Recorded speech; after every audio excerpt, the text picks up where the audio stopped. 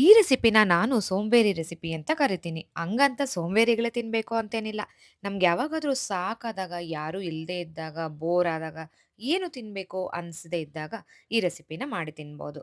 ನಿಜವಾಗ್ಲೂ ಹೇಳ್ತೀನಿ, ಲೊಟ್ಟೆ ಹಾಕೊಂಡು ತಿಂತೀರಾ ಅಷ್ಟು ಚೆನ್ನಾಗಿರುತ್ತೆ.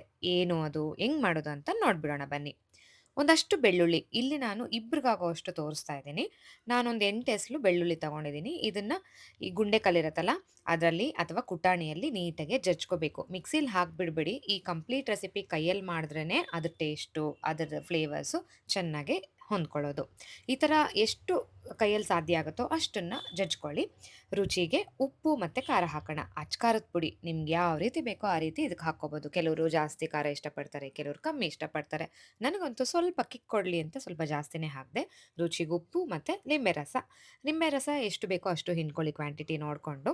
ಇದಕ್ಕೆ ಒಂದೊಳ್ಳೆ ಒಗ್ಗರಣೆ ಕೊಟ್ಕೊಳ್ಳೋಣ. ಎಣ್ಣೆ, ಸಾಸಿವೆ ಮತ್ತು ಹಿಂಗ್ ಹಾಕಿದ್ದೀನಿ. ಕರಿಬೇವು ಇರಲಿಲ್ಲ, ನೀವು ಬೇಕಾದರೆ ಅದನ್ನು ಸಹ ಸೇರಿಸ್ಕೋಬೋದು. ಸ್ವಲ್ಪ ಕಲರ್‌ಫುಲ್ ಆಗಿರಲಿ ಅಂತ ಲಾಸ್ಟಲ್ಲಿ ಕೊತ್ತಂಬರಿ ಸೊಪ್ಪು ಹೆಚ್ಚಿ ಅದನ್ನು ಹಾಕ್ಕೊತಾ ಇದ್ದೀನಿ. ಈ ಎಲ್ಲ ಇಂಗ್ರೀಡಿಯೆಂಟ್ಸ್‌ನ ಚೆನ್ನಾಗಿ ಈ ಥರ ಕೈಯಲ್ಲಿ ಕಿವುಚಬೇಕು. ಇಷ್ಟೇ, ನಮ್ಮ ಲೇಜಿ ಗೊಜ್ಜು ಅಥವಾ ಸೋಂಬೇರಿ ಗೊಜ್ಜು ರೆಡಿ ಆಗಿಯೇ ಹೋಯಿತು. ಇದನ್ನು ಯಾವ ರೀತಿ ತಿನ್ನಬೇಕು ಅಂತಲೂ ಕೂಡ ತೋರಿಸ್ಬಿಡ್ತೀನಿ. ಬಿಸಿ ಬಿಸಿ ಅನ್ನ ರೆಡಿ ಮಾಡ್ಕೊಳ್ಳಿ. ಎಷ್ಟು ಗೊಜ್ಜು ಬೇಕೋ ಅಷ್ಟು ತಟ್ಟೆಯಲ್ಲಿರಲಿ.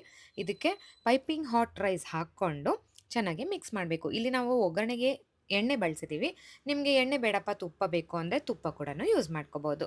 ಚೆನ್ನಾಗಿ ಈ ಗೊಜ್ಜಲ್ಲಿ ಈ ಅನ್ನನ ಮಿಕ್ಸ್ ಮಾಡಿಬಿಟ್ಟು ಮೇಲೊಂದು ಸ್ವಲ್ಪ ಹಸಿ ಈರುಳ್ಳಿ ಸಣ್ಣ ಸಣ್ಣಗೆ ಹೆಚ್ಕೊಂಡು ಸ್ಪ್ರೆಡ್ ಮಾಡಿ ಕೈ ತುತ್ತು ಎತ್ಕೊಂಡು ತಿಂತಾ ಇದ್ರೆ ಆಹಾ ಅಂತಲೇ ಹೇಳ್ಬೋದು. ದೇವರಾಣೆಗೆ ಹೇಳ್ತೀನಿ, ಸಖತ್ತಾಗಿ ಇಷ್ಟ ಆಯಿತು ನನಗೆ. ನೀವು ಸಹ ಈ ರೆಸಿಪಿನ ನಿಮ್ಮ ಮನೆಯಲ್ಲಿ ಟ್ರೈ ಮಾಡಿ ಎಲ್ಲರಿಗೂ ತಿನ್ನಿಸಿ ಯಾವ ರೀತಿ ಇದೆ ಅಂತ ನನಗೆ ಕಮೆಂಟ್ ಮಾಡಿ. ನಿಂಬೆ ರಸ ಬದಲು ಹುಣಸೆ ಹಣ್ಣು ರಸನೂ ಕೂಡ ಹಾಕ್ಕೋಬೋದು. ಟ್ರೈ ಮಾಡಿ ನೋಡ್ತೀರಾ ಅಲ್ವಾ?